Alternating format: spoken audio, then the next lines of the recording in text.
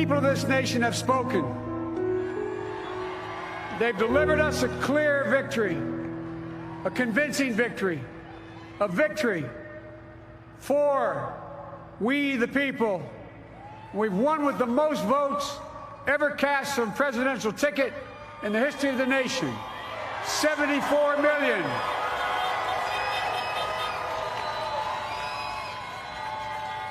What I must admit has surprised me. Tonight, we're seeing all over this nation, all cities and all parts of the country, indeed across the world, an outpouring of joy, of hope, renewed faith in tomorrow, bring a better day. And I'm humbled by the trust and confidence you've placed in me. I pledge to be a president who seeks not to divide, but unify, who doesn't see red states and blue states, only sees the United States.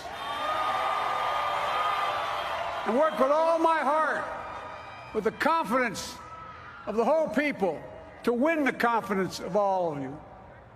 And for that is what America, I believe, is about. It's about people. And that's what our administration will be all about. I sought this office to restore the soul of America, to rebuild the backbone of this nation, the middle class, and to make America respected around the world again, and to unite us here at home. It's the honor of my lifetime that so many millions of Americans have voted for that vision. And now, the work of making that vision is real. It's a task, the task of our time. Folks, as I said many times before, I'm Jill's husband. And I would not be here without her love and tireless support of Jill and my son Hunter and Ashley, my daughter, and all our grandchildren and their spouses and all our family. They're my heart. Jill's a mom, a military mom, an educator. And she has dedicated her life to education. But teaching isn't just what she does, it's who she is. For American educators, this is a great day for y'all. You're going to have one of your own in the White House. And Jill's going to make a great First Lady. I'm so proud of her.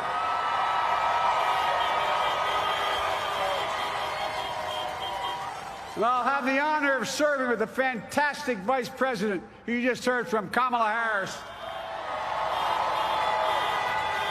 who makes history as the first woman, first black woman, the first woman from South Asian descent, the first daughter of an immigrant ever elected in this country. Don't tell me it's not possible in the United States. It's long overdue.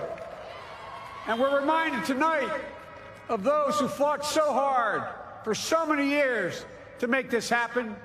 But once again, America's bent the arc of the moral universe more toward justice. Kamala, Doug, like it or not, your family, you become an honorary Biden. There's no way out. All those of you who volunteered and worked the polls in the middle of this pandemic, local elected officials, you deserve a special thanks from the entire nation.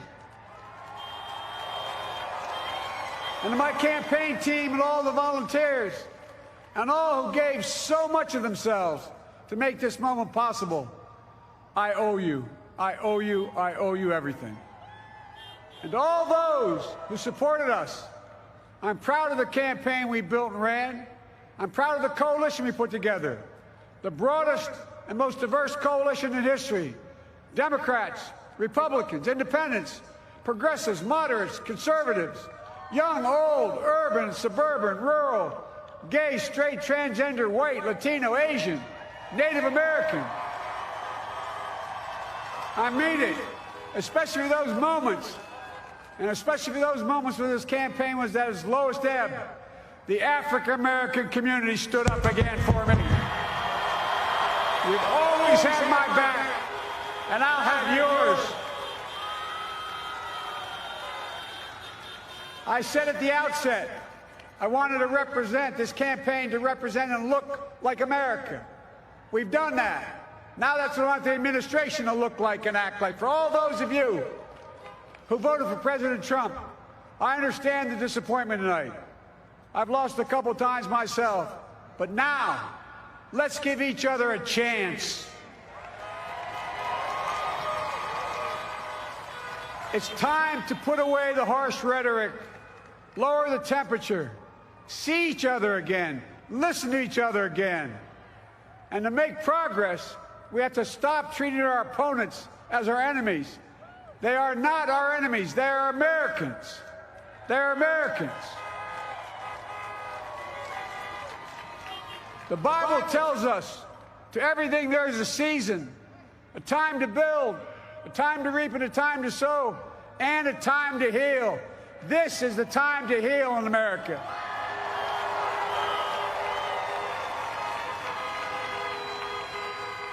Now this campaign is over. What is the will of the people? What is our mandate?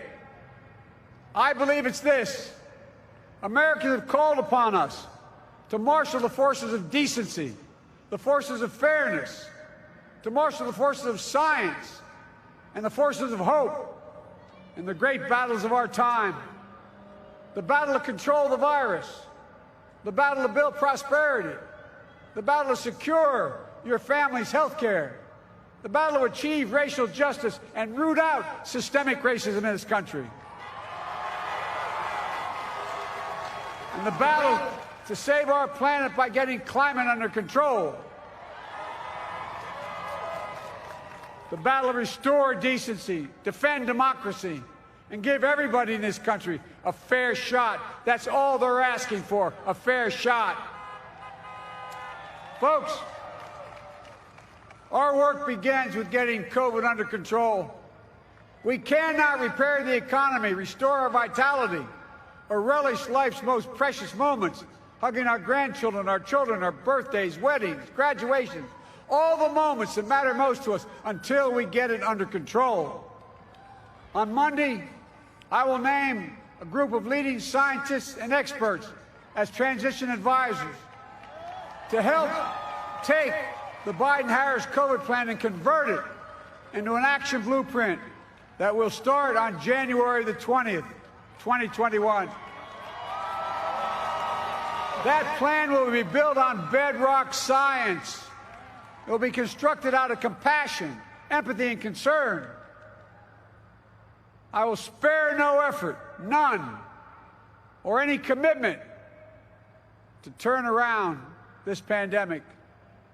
Folks, I'm a proud Democrat, but I will govern as an American president. I'll work as hard for those who didn't vote for me as those who did. Let this grim era of demonization in America begin to end here and now.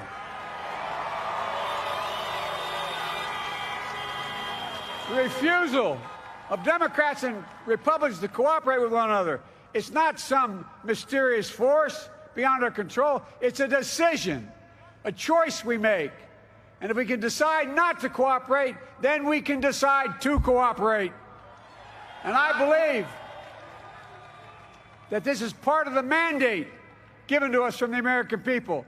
They want us to cooperate in their interest. And that's the choice I'll make. And I'll call on Congress, Democrats and Republicans alike, to make that choice with me.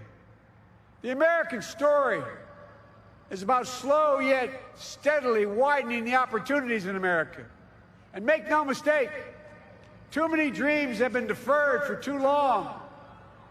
We must make the promise of the country real for everybody, no matter their race, their ethnicity, their faith, their identity, or their disability.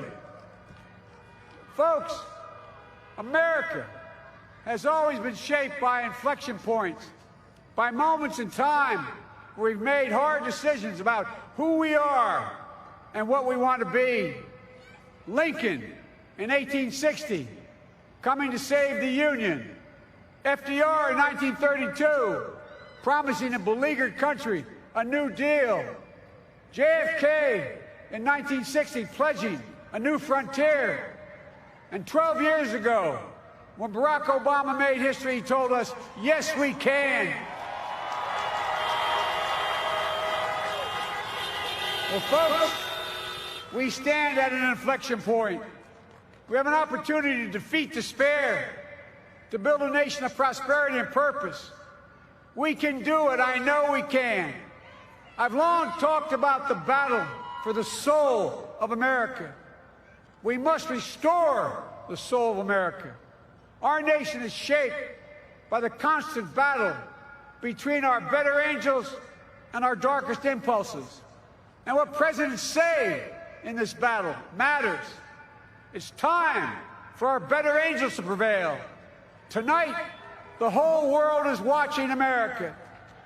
And I believe at our best, America is a beacon for the globe. We will lead not only by the example of our power, but by the power of our example.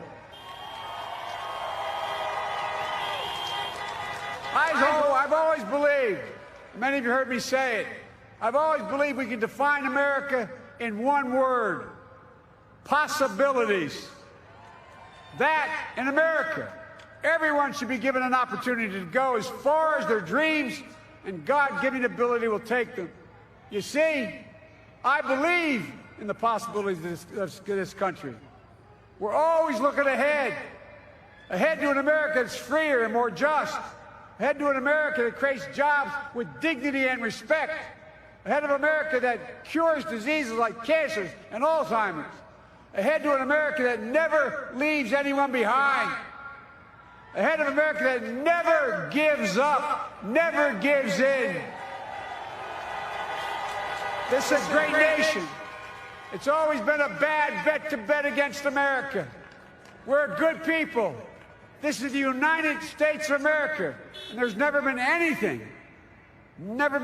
we've been not able to do when we've done it together. Folks, in the last days of the campaign, I began thinking about a hymn that means a lot to me and my family, particularly my deceased son, Bo.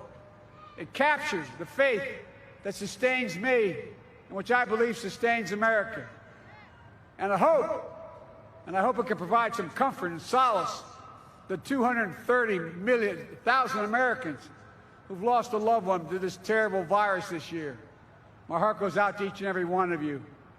Hopefully this hymn gives you solace as well.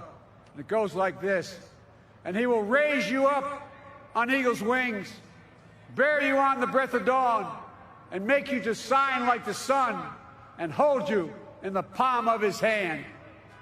And now together, on eagle's wings, we embark on the work that God and history have called upon us to do, with full hearts and steady hands, with faith in America and in each other, with love of country, a thirst for justice.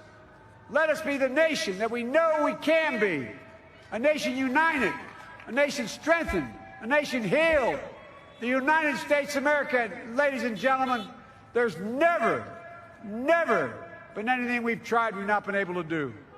So remember, as our grandpapa used to say when I walked out of his home when I was a kid up in Scranton, he said, "Joey, keep the faith." And our grandmother, when she was alive, she yelled, "No, Joey, spread it. Spread the faith. God love you all. May God bless America."